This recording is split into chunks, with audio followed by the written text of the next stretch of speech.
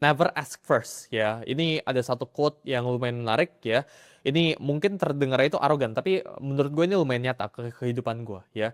Yaitu I don't chase, I attract. Ini menurut gue sesuatu yang kalian itu harus lakukan juga ya.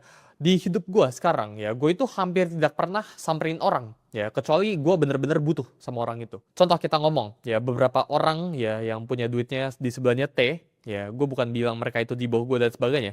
Tapi banyak kan, ya 99% of the time, ya itu mereka yang reach out ke gue dulu. Ya buat either ngajakin podcast atau ngajakin makan gitu ya. Sangat jarang untuk gue itu datengin ke mereka ya. Gue bisa gak networking sama lo gitu ya. Atau enggak pekerjaan. Ya simple. Ya itu dari sisi networking tadi. Dari sisi pekerjaan. Pekerjaan itu gue gak pernah tanya ke orang. Ada pekerjaan atau enggak. Ya, yang gue lakukan itu pekerjaan itu yang datang ke gue. Dan ini kondisi yang kan itu harus bikin dalam hidup kalian.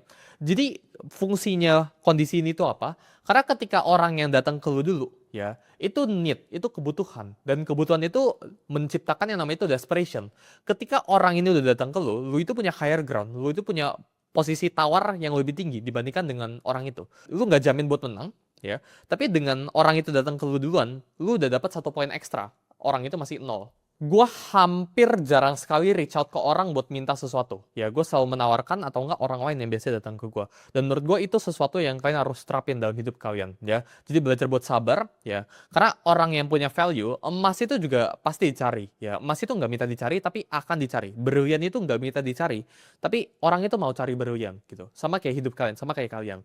Jangan sampai kalian itu berlian yang nyari-nyari orang buat ditambang gue. Masa nggak pernah kan di luar sana berlian atau emas gitu kan, ayo tambang gua gitu, itu nggak pernah terjadi gitu. Yang terjadi itu apa ya, emas itu cuma diem tapi orang itu yang nyamperin. Nah dalam hidup kalian itu harus seperti itu, kan harus belajar punya value gitu ya.